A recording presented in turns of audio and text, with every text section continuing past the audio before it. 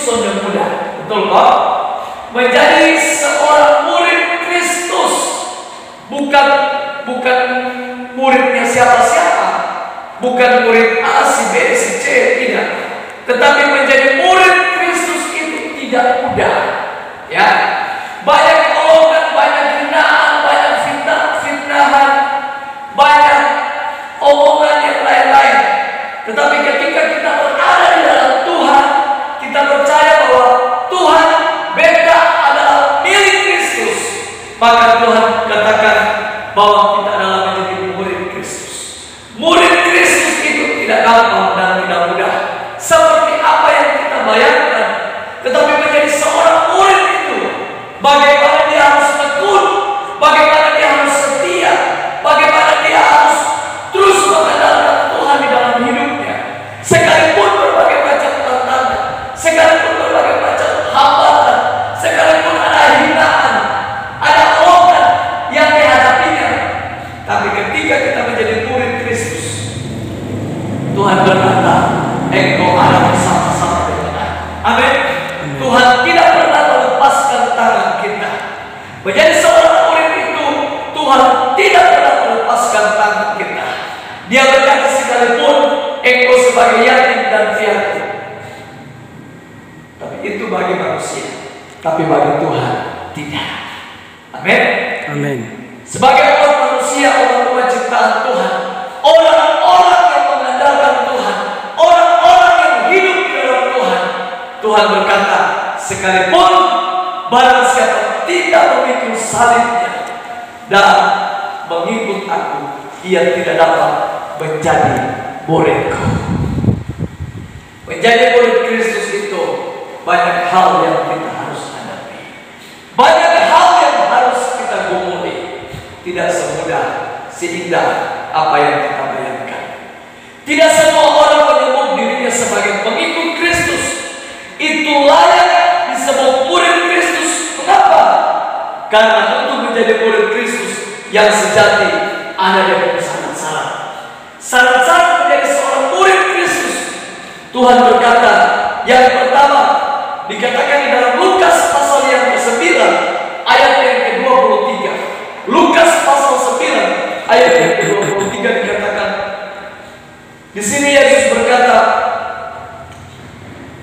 setiap orang yang mau mengikut aku, ia harus menyangkal dirinya, memikul salibnya setiap hari dan mengikut aku. Ketika kita lahir sudah menjadi orang Kristen. Kenapa? Karena orang tua kita adalah Kristen, maka kita lahir menjadi Kristen. Bapak Ibu yang dikasih dalam nama Tuhan Yesus Kristus, tetapi menjadi seorang Kristen itu tidak mudah. Ya, tidak mudah. Makanya saya katakan tadi, banyak hinaan, banyak olokan, banyak fitnahan. Bahkan kita buat betul, kita buat baik, tapi orang bilang tidak baik, tidak betul. Kenapa? Itulah tantangan sebagai murid Kristus. Tapi Yesus berkata di dalam setiap pribadi kita, setiap orang yang mau mengikut aku, ia harus menyangkal dirinya, memikul salibnya setiap hari dan mengikut aku. Menyangkal dirinya dan pikul salib setiap hari, bukan hari ini saja, bukan besok, tapi setiap hari. Artinya kehidupan kita pikul salib itu setiap hari, setiap waktu, dimanapun kita berada. Dan Tuhan izinkan itu terjadi dalam hidup kita. Bapak Ibu yang dikasih dalam nama Tuhan Yesus Kristus, menerima Yesus sebagai Tuhan dan Juru Selamat tidak hanya menuntut kita untuk percaya akan kebenaran Injil, tetapi Tuhan berkata di sini kita juga menyerahkan dirinya, ya, tetapi juga menyerahkan dirinya untuk mengikut Dia, mengikut Yesus Kristus dengan pengorbanan. Pilihan antara menyangkal diri atau tidak, atau hidup untuk keinginan kita yang mementingkan diri sendiri, harus dilakukan Pilihan itu akan menentukan nasib kita akhir-akhir ini.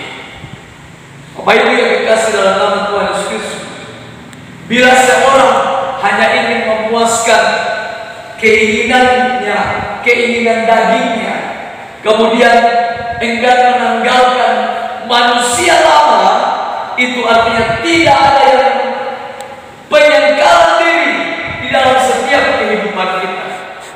Ya, karena kita masih hidup di dalam manusia lama kita. Tetapi Yesus berkata di sini adalah setiap pengikut Kristus harus memiliki salib sendiri-sendiri. Ya, artinya bahwa salib itu tidak mungkin dipikul orang lain. Jadi salib itu kita harus pikul masing-masing dengan beban kita, dengan persoalan, dengan tantangan hidup kita. Setiap hari, setiap waktu kita harus, Tuhan katakan, salib itu kita harus pikul. Bapak Ibu yang dikasih dalam nama Tuhan Yesus Kristus, Tuhan Yesus ketika dia memikul salib, dia melewati jalan yang namanya Via Dolorosa, jalan kecil pada waktu itu, di mana orang-orang menghina dia, mencaci maki dia, mengejek dia, menganiaya dia, menyiksa dia, bahkan menendang juga mungkin satu waktu. Mungkin ada yang juga menendang dia. Ya, bahkan kita melihat bahwa perjalanan Yesus ketika dia memikul salibnya, betapa penderitaan yang Yesus alami, sangat-sangat menderita. Dan saya mengatakan pagi hari ini, penderitaan yang Tuhan alami itu belum seberapa dengan apa yang kita alami. Terkadang kita dihina, diejek, itu memang menyakiti hati kita, memang membuat daging kita berontak. Kenapa? Karena kita masih hidup di dalam manusia lama kita. Ada saudara-saudara seiman yang harus mengalami penganiayaan, intimidasi, diejek dan dikucilkan, bukan karena melakukan pelanggaran, tapi karena mempertahankan iman kepada Yesus Kristus Tuhan. Orang yang mempertahankan iman kepada Yesus Kristus Tuhan itu tidak mudah, Bapak Ibu. Tidak mudah. Terkadang dalam rumah tangga kita, terkadang juga dalam keluarga kita, saudara satu dengan yang lain karena mengejek kita, mengolok kita, mengintimidasi kita. Supaya apa? Supaya iman kita goyah.